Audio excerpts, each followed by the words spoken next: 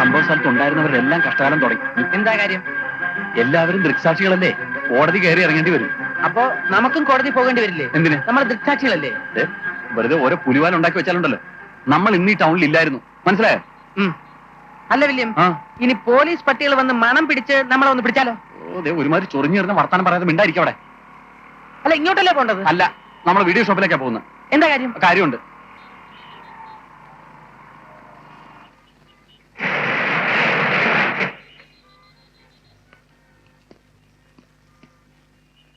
ഈ ബോംബ് പൊട്ടുന്നതൊക്കെ സിനിമയിലും ടിവിയിലുമേ കണ്ടിട്ടുള്ളൂ.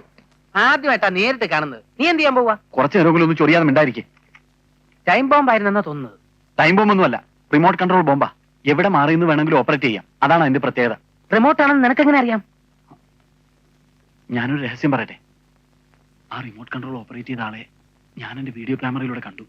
അപ്പൊ കൊലപാതകത്തെ കുറിച്ചുള്ള ഏക ക്ലൂ നമ്മുടെ കയ്യിലായിരിക്കുന്നത്. ഞാൻ നിന്നോട് നേരത്തെ പറഞ്ഞു, നമ്മൾ ഇന്നിവിടെ പോയിട്ടേ ഇല്ല. മനസ്സിലായി. സംഭവം നിനക്ക് കാണണ്ടേ? ടി.വി. ഓൺ ചെയ്യ്.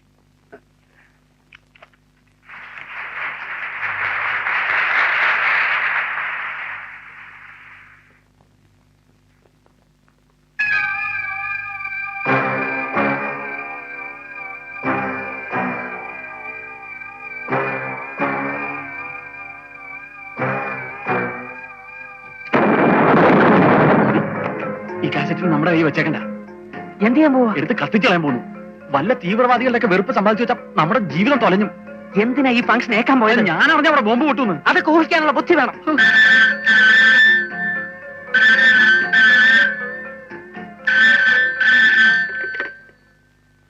ഹലോ, അതെ, ലക്കി വീഡിയോസ് ആണ്.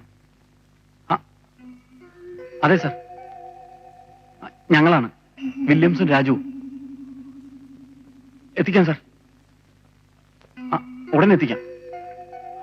തൊലച്ചു. ആ പോലീസ് സ്റ്റേഷൻ സർക്കിളാണ് വിളിച്ചത്. ആ കാസറ്റ് ഉടനെ എന്നെ അങ്ങോട്ട് എത്തിക്കണമെന്ന്. നമ്മൾ സംഭവ സ്ഥലത്തില്ലായിരുന്നെന്ന് പറഞ്ഞോടായിരുന്നു. നിന്നെ കൊണ്ട് ഞാൻ തോറ്റു. എടാ, നമ്മളാണ് വീഡിയോ ഷൂട്ട് ചെയ്തതെന്ന് അറിഞ്ഞുകൊണ്ടല്ലേ ഇങ്ങോട്ട് വിളിച്ചത്. കള്ളം പറഞ്ഞാൽ ഇടി പാഴ്സലായിട്ട് കിട്ടും.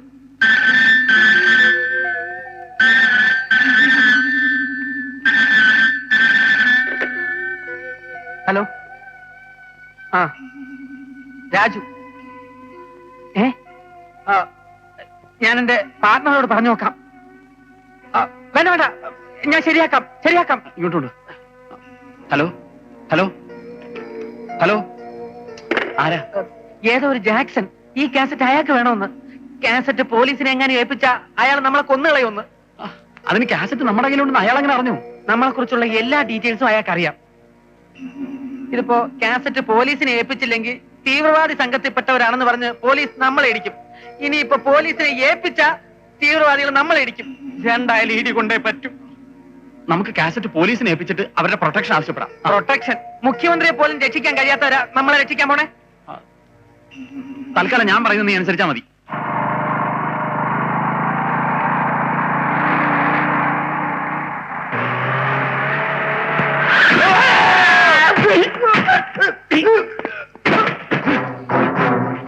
ഹലോ, എന്നെ മനസ്സിലായില്ലേ? ഞാനാ ജാക്സൺ. കുറച്ചു മുമ്പ് കടയിൽ വിളിച്ചിരുന്നു. പ്രത്യേകം പറഞ്ഞതല്ലേ ആ കാസറ്റ് ഞങ്ങളെ ഏൽപ്പിക്കാവൂന്ന്. അതിങ്ങ് തന്നേരെ. ഇല്ല, തരില്ല. വെയിറ്റ് തരും. ഇല്ല, കാസറ്റ് ഞങ്ങൾ തരില്ല. ഇത് പോലീസിനെ ഏൽപ്പിച്ചില്ലെങ്കിൽ ആകെ പുലിവാലാവും. അയ്യേ, ഏൽപ്പിച്ചാലാ കൂടുതൽ പുലിവാലേ. അതിങ്ങ് തന്നേക്ക്. ഇല്ല, കാസറ്റ് തരില്ല.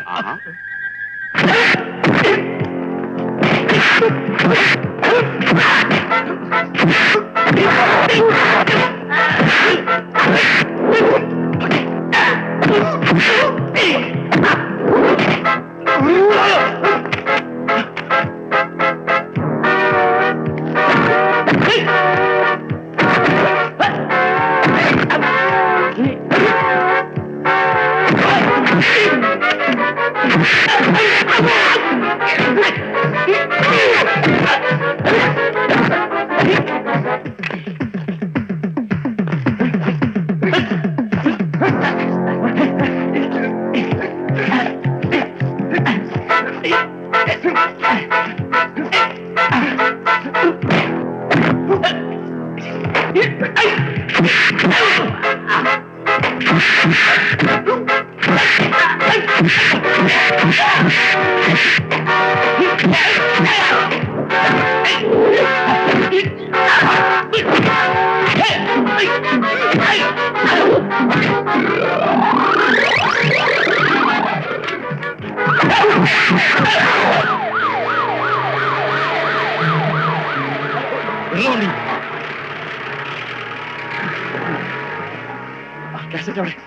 കാസറ്റ് എന്റെ കയ്യിൽ നിന്ന് പോയി. അവന്മാരത് കൊണ്ടുപോയിന്നാ തോന്നുന്നത്. നമുക്ക് പോലീസ് സ്റ്റേഷനിൽ ചെന്ന് വിവരം പറഞ്ഞു. നന്നായിരിക്കും. കാസറ്റ് ഇല്ലാതെ പോലീസ് സ്റ്റേഷനിലേക്ക് അല്ലാനോ? പിന്നെ ഇനി ഹലോ, ആരാണ്? ഞാൻ ഹോം മിനിസ്റ്റർ കൊടുക്കാം സാർ. എറണാകുളത്ത് DIG ആണ്. എന്താ തോമസേ, എന്തായി? പോസ്റ്റ്മോർട്ടം നടന്നുകൊണ്ടിരിക്കുക. കഴിഞ്ഞാൽ 1 മണിക്കൂറിനകം റിപ്പോർട്ട് കിട്ടും.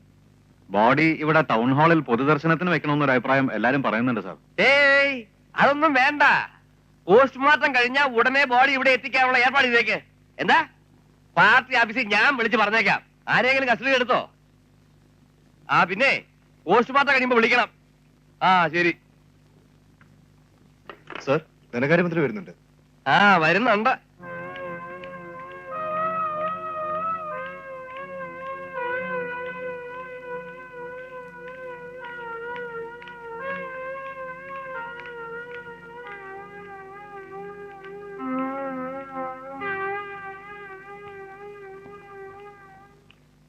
ഞാൻ കൊല്ലത്ത് കോപ്പറേറ്റീവ് ബാങ്കിന്റെ ഒരു ഫംഗ്ഷനിൽ പങ്കെടുത്തുകൊണ്ടിരിക്കുമ്പോൾ കളക്ടർ രാജൻ മാത്യു ആണ് എന്നെ വിവരം അറിയിച്ചത്.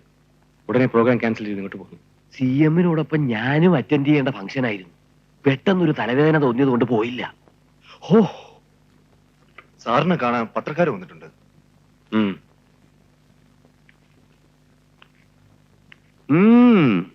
എങ്ങനെയായിരുന്നു സാർ സംഭവം? ഒരു ബോംബ് സ്ഫോടനത്തിൽ നമ്പ്യാർ സാർ മരിച്ചുവെന്നാണ് എറണാകുളത്ത് നിന്നുള്ള റിപ്പോർട്ട്. കൂടുതലൊന്നും അറിയാൻ കഴിഞ്ഞിട്ടില്ല. ഇതിന്റെ പിന്നിൽ ആരായിരിക്കാനാണ് സാധ്യത? അതേക്കുറിച്ച് ഇപ്പൊ എങ്ങനെ പറയാനാ? പോലീസ് അന്വേഷിച്ചുകൊണ്ടിരിക്കുകയാണ്. ആരെയും അറസ്റ്റ് ചെയ്തിട്ടില്ല. ഒന്ന് മാത്രം പറയാം, ജനാധിപത്യത്തിന് നേരെയുള്ള ഒരു കടന്നാണിത്. രാജ്യം ഭരിക്കുന്ന ജനനേതാക്കന്മാരെ വകവരുത്താനുള്ള ഒരു ദുഷ്പ്രവണത നമ്മുടെ നാട്ടിൽ വളർന്നുകൊണ്ടിരിക്കുകയാണ്. ഇത് കർശനമായി നിയന്ത്രിച്ചേ പറ്റൂ. ഈ സംഭവത്തിൽ പോലീസിന്റെ അനാസ്ഥകളായി സാർ വരുന്നുണ്ടോ? ഈ ചോദ്യം ചോദിക്കേണ്ട എന്നോടല്ല, ഹോം മിനിസ്റ്ററോടാണ്. അടുത്ത മുഖ്യമന്ത്രി ആരാകാനാണ് സാധ്യത? ഇപ്പോ അതേക്കുറിച്ച് ആലോചിക്കാനുള്ള മാനസികാവസ്ഥയിലല്ല ഞങ്ങൾ. ആഭ്യന്തരമന്ത്രിയുടെ പേരാണല്ലോ അടുത്ത CM ആയിട്ട് ഞങ്ങൾ കേട്ടത്. പാർട്ടിയുടെ തീരുമാനം പോലെ എല്ലാം നടക്കും. ജനാധിപത്യത്തിന്റെ കറുത്ത ദിനമാണിന്ന്. ഇടിത്തീ പോലെ വന്ന ആ ദുരന്ത വാർത്ത എന്നെ ആകെ തളർത്തിക്കളഞ്ഞു. എനിക്ക് നഷ്ടപ്പെട്ടത് എന്റെ രാഷ്ട്രീയ ഗുരുവിനെയാണ്. കോളേജ് രാഷ്ട്രീയത്തിലൂടെ എന്നെ കൈപിടിച്ചുയർത്തിയത് നമ്പ്യാർ സാറായിരുന്നു. കേരളം കണ്ട ഏറ്റവും നല്ല മുഖ്യമന്ത്രിമാരിൽ ഒരാളായിരുന്നു അദ്ദേഹം. സ്വന്തം മേൽവിലാസത്തിൽ മറ്റുള്ളവർക്ക് അസ്തിത്വം ഉണ്ടാക്കി കൊടുത്ത ആദർശധീരനായ നല്ല മനുഷ്യന്റെ വേർപാട് നമ്മുടെ നാടിന് തീരാ നഷ്ടമാണ്.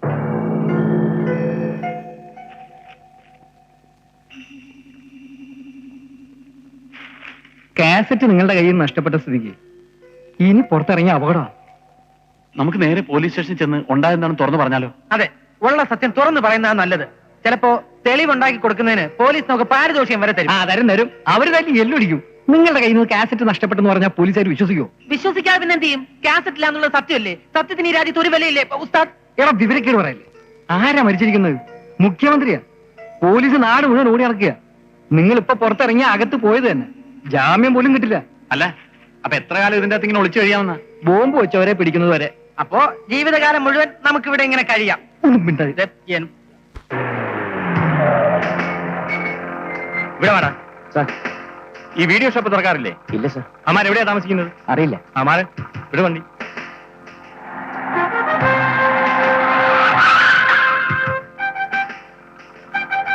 അകത്ത് കയറി നോക്ക്. ശരി സാർ.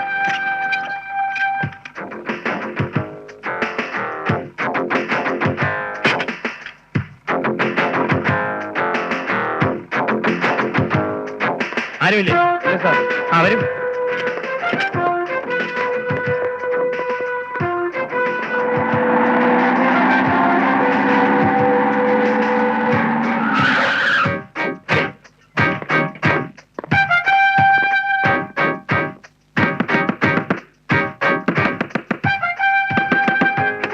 അവനെവിടെ? രാജു എവിടെയെന്ന്? ഇങ്ങോട്ട് മാറി നിൽക്കടി. നീ ഇങ്ങോട്ട് മാറി നിൽക്ക്. കയറിപ്പോയി നോക്ക്. ശരി സാർ. ഇന്നലെ രാവിലെ ഇവിടുന്ന് പോയതാ സാറേ, ഇതുവരെ വന്നിട്ടില്ല. അല്ലേ കള്ളത്തരം പറഞ്ഞാലുണ്ടല്ലോ, അവൻ എവിടെയാ ഒളിപ്പിച്ചു വെച്ചിരിക്കുന്നത്? ഇവിടെയില്ല സാറേ. പിന്നെ എവിടെ പോയി? എവിടെ അവൻ പോയെന്നാ എന്തൊക്കെ ചോദിച്ചത്? ചെയ്തത്? അകത്താരും ഇല്ല സാർ.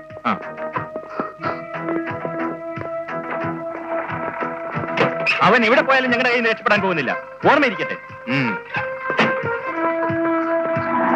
എന്താണ് ഈ കാണുന്നത്? അവരെന്താ ചെയ്തത്? എനിക്കൊന്നും അറിയില്ലമ്മേ. രാഷ്ട്രീയ പാരമ്പര്യവും കഴിവും വെച്ച് നോക്കുമ്പോ എന്തുകൊണ്ടും മുഖ്യമന്ത്രി സ്ഥാനത്തിന് യോഗ്യൻ സാർ തന്നെയാണ്. യോഗ്യതയുടെ കാര്യമൊക്കെ ഈ നാലാടോ നോക്കുന്നേ. ഇത്രയും കാലം ഈ ജാൻ സാമുവൽ CM-ന്റെ വേദത്തിലായിരുന്നില്ലേ? ഇന്നിപ്പോ അതല്ലല്ലോ സ്ഥിതി. പോലീസിന്റെ അനാസ്ഥയെ പറ്റി പത്രക്കാർ ചോദിച്ചപ്പോ ഇയാൾ എന്താ പറഞ്ഞതെന്ന് താൻ ശ്രദ്ധിച്ചോ? ആഭ്യന്തരമന്ത്രിയാണ് ഉത്തരം പറയേണ്ടത്. അല്ലേ? അതെ. കഴിഞ്ഞ തെരഞ്ഞെടുപ്പിൽ ഇയാൾ എന്നെ പരാജയപ്പെടുത്താൻ പല കളികളും കളിച്ചു നോക്കി. ഹിന്ദു ക്രിസ്ത്യൻ സംഘടന ഉണ്ടാക്കി വർഗീയമായി കുറെ വോട്ടുകൾ ഭിന്നിപ്പിച്ചു. ഇതൊന്നും ഈ മധുസൂദനം മറക്കത്തില്ലടോ. അതൊക്കെ മാറ്റി വെക്കണോ മാടപ്പള്ളി? മരിച്ചത് മരിച്ചു. അടുത്ത മുഖ്യമന്ത്രി ആരായിരിക്കണം? ജോൺ സാമുവലോ മധുസൂദനോ? അതെന്താ തനിക്കൊരു സംശയം? കൂടുതൽ MLA-മാർ നമ്മുടെ കൂടെയല്ലേ? മധുസൂദനൻ മുഖ്യമന്ത്രി കുപ്പായം തെപ്പിച്ച് വീട്ടിൽ ഇരിക്കത്തേ ഉള്ളൂ. മുഖ്യമന്ത്രിയായി സത്യപ്രതിജ്ഞ ചെയ്യുന്നത് ജോൺ സാമുവൽ ആയിരിക്കും. നമ്പ്യാർ സാറിന്റെ ചെയ്ത കെട്ടടങ്ങുന്നതിന് മുമ്പ് മുഖ്യമന്ത്രി കസേരയ്ക്ക് വേണ്ടിയുള്ള ഈ വടംവലി ആരെങ്കിലും അറിഞ്ഞാൽ തന്നെ മോശമാണ്. മനസ്സെന്ന സാധനം കൈമോശം വന്നവർക്കേ അതിന് കഴിയും. താനിങ്ങനെ നട്ടലിന് പകരം വാഴപ്പിണ്ടിയും വെച്ചോണ്ടങ്ങ് നടന്നോ? മുഖ്യമന്ത്രി കസേരയോട് എനിക്ക് വല്ല താല്പര്യമൊന്നുമില്ലടോ. മധുസൂദനൻ മുഖ്യമന്ത്രി ആവണമെങ്കിൽ ആയിക്കോട്ടെ. അങ്ങനെ അങ്ങ് വിട്ടുകൊടുക്കാൻ പറ്റില്ല. ഇവിടെ അടുത്തൊരു മുഖ്യമന്ത്രി സത്യപ്രതിജ്ഞ ചെയ്യുന്നുവെങ്കിൽ അത് ജോൺ സാമുവൽ ആയിരിക്കും. അതെ. എന്നിട്ട് വേണം നമ്പ്യാർ സാറിന്റെ കൊലപാതകത്തെ കുറിച്ചുള്ള രഹസ്യങ്ങളെല്ലാം വെളിച്ചത്ത് കൊണ്ടുവരാൻ. ആര് മുഖ്യമന്ത്രി ആയാലും ആ രഹസ്യങ്ങളെല്ലാം വെളിച്ചത്ത് കൊണ്ടുവരേണ്ടത് നമ്മുടെ എല്ലാവരുടെയും ആവശ്യമാണ്.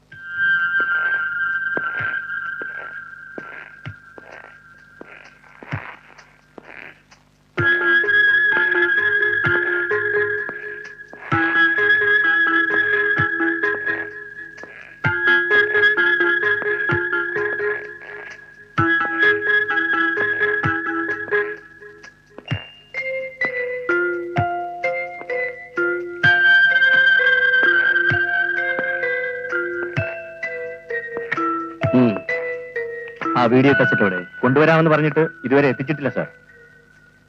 എന്താ കൊണ്ടുവരാത്തത്? അന്വേഷിച്ചില്ല അല്ലേ? അന്വേഷിച്ചു സാർ. അവരുടെ വീഡിയോ ഷോപ്പ് കൂട്ടിയിട്ടിരിക്കുകയാണ്.